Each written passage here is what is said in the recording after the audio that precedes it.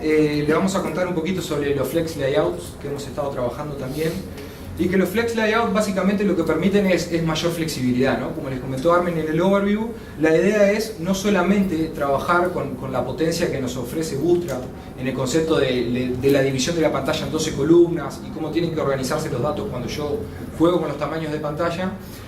Esto es complementario, digamos, y da una flexibilidad mayor, ya que permite, como decía Armin antes, este tipo de interfaces, ¿verdad? Donde no sabemos exactamente cuál es el ancho que tiene cada uno de los elementos, puede tener ancho variable, y también que la posibilidad de calcular y de mover esos elementos en base al tamaño de la pantalla. También no solamente mover el elemento, todo el elemento en sí, sino también de poder ajustar particularmente las tablas y el contenido de cada elemento en base al tamaño. En este caso, en una ejecución web, vemos que tenemos cada uno de las fotos con sus acciones a la derecha, y aquí en esta pantalla más chica las acciones se bajan y se ponen debajo. Con eso hablamos de flex, digamos, con ciertas funcionalidades que tiene CSS, en el caso de web, que nos permite, digamos, modelar este tipo de interfaces de una forma mucho más potente a la que hizo Bootstrap inicialmente, con la división de 12 columnas. Para el caso de web, lo que tenemos es una nueva forma de visualizar los grid, ¿verdad? Un custom render del grid que ahí permite definirlo como flex grid, y al momento de habilitar esa propiedad, lo que hace el IDE es disponibilizar estas otras propiedades que dicen justamente cómo se tiene que comportar ese flex layout. La dirección que va a tener, si es por fila, por columna, si es fila invertida o columna invertida, que son estas cuatro. Cómo se hace el wrapping de los elementos, qué pasa, digamos, cuando yo tengo una cierta fila con una cantidad de elementos y no es suficiente el tamaño para mostrarlos todos. Por ejemplo, aquí lo que está haciendo es tirarlo a la próxima. Cómo se va a justificar el contenido, si comienza de izquierda a derecha, de derecha a izquierda, si va a estar centrado, si vamos a dejar espacio entre los elementos. Bueno, acá hay un montón de opciones, digamos, que nos permiten a nosotros justamente esa flexibilidad. Más opciones dentro de Flex Layout, cómo queremos la alineación de los ítems. Esto es básicamente cómo se alinean los ítems en las filas. Acá cómo vamos, ahí se perdió un poquito el texto, pero lo que dice acá es cómo vamos a alinear las filas cuando hay espacio extra en los contenedores, digamos.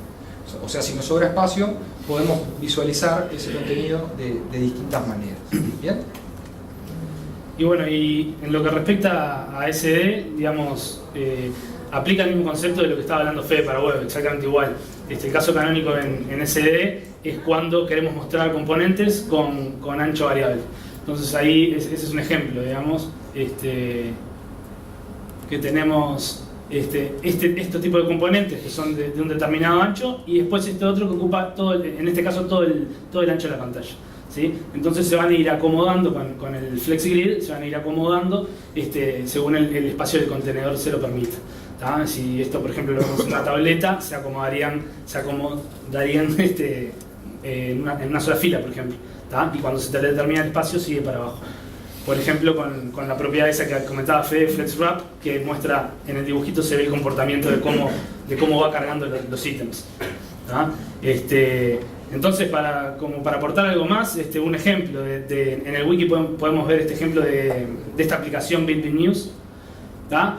Que lo que es una aplicación de noticias sobre criptomonedas, ¿sí? Entonces nosotros tenemos un grid con las noticias de criptomonedas, y anidado tenemos otro grid, ¿sí? Que muestra la criptomoneda asociada a esa noticia, ¿tá? Entonces, como nosotros a priori no sabemos la cantidad ni el tamaño, decimos que con Justify Content se van a ir agrupando esas criptomonedas de derecha a izquierda en la parte superior de la noticia, ¿sí? Entonces, un poco más sobre grids también. En la B16 tenemos los Smart Grids, ¿tá? Que lo que hacen es le dan mucho más potencia a los grids que nosotros veníamos trabajando. De vuelta, un ejemplo de la KB del evento. Con los oradores, nosotros, para lograr el comportamiento de ese grid de oradores, que es paginado horizontal hacia la derecha, en el cual se puede ver como un hint, una pista de que hay navegación hacia la derecha, porque se ve un pedacito del ítem que está oculto. Se cuenta, como pueden ver, con 3 ítems, 3 oradores por columna, y ese paginado Antes, si lo queríamos hacer de esa forma, se podía hacer, pero lo teníamos que codificar mucho más. Ahora es simplemente con la imagen que ven aquí a la derecha, aplicando ese Smart Grid, ¿sí? Con el Scroll Direction horizontal y con ítem por columna 3. Entonces, solo con esta programación nosotros ya obtenemos el resultado que ustedes ven ahí en la pantalla. Entonces, algunas cosas más. La Unique Property para grids, tanto en web como en Smart Devices, se agregó. Inverse Loading en los grids, ¿sí? Que es la carga inversa. Eso, en un caso de uso, podría ser una aplicación de chat, ¿sí? En el cual los mensajes se cargan al revés. El Refresh Method a grids en ese panels, tanto como Word Width for Smart Devices. Arreglos y mejoras en lo que es Multiple Selection en Smart Devices. Y el cambio en runtime de la propiedad Show Page Controller en los Horizontal Grids. Fede, algunas cosas más sobre grids en web. Bien, sobre los grids en web también, mejoras que hemos hecho en esta última versión. También la propiedad unique, el inverse loading también, teniendo esta consideración cuando las rows son distintas de cero. También el caso de los chats. Es posible para setear un header fixed en los grids. El tema de la edición de los grids y el modelado de los estilos va a ser bastante más simple ahora.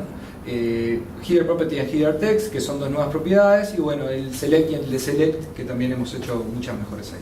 Buenas tardes. Bueno, respecto al tema de los CS Frameworks, estabas hablando de que se subía el zip como archivo. Correcto. Y de ahí tomaba la referencia de las clases y esto. ¿Va a haber algunos que ya estén incluidos en GNexus? O sea que ya podamos meter el HTML y ya GNexus lo tenga dentro de sus clases o referencias. En principio no, porque no vemos necesidad, digamos, de ya proveer cosas que sobrecarguen, digamos, las KBs, digamos, partiendo de cero. Ajá. Y eso lo dejamos, digamos, a decisión del usuario. Pero, por ejemplo, Bootstrap, que ya está incluido en el empaquetado de GNexus, no va a haber... Sí, pero Bootstrap, la particularidad que tiene es que nosotros lo utilizamos justamente para resolver el tema de las columnas responsivas. Por eso es que nosotros utilizamos Bootstrap inicialmente con todo su set de cosas, no solamente los scripts que resuelven, digamos, cómo tiene que comportarse la aplicación en base al tamaño, sino también algunos estilos que ya estaban aplicados a controles que nosotros distribuimos.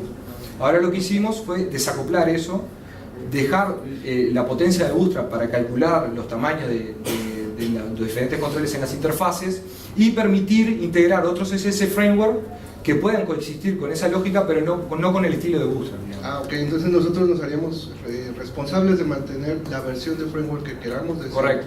Dependiendo de qué controles quieras utilizar y de cuál sea tu proveedor, digamos, en este caso Semantic UI, tú vas a importar ese CSS framework y vas a utilizarlo, digamos, dentro de los controles.